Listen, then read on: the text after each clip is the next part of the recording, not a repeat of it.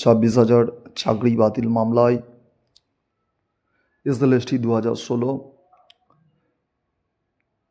যোগ্য চাকরিরত বলে যারা দাবি করছেন তারা কালীঘাট অভিযান করেছিলেন। কালীঘাট অভিযানের সময় তাদেরকে পুলিশে ধরে নিয়ে গাড়িতে তোলেন।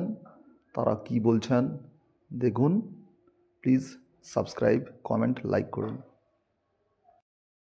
আপনারা জানেন আজকে আমাদের কালীঘাটে যাত্রা ছিল।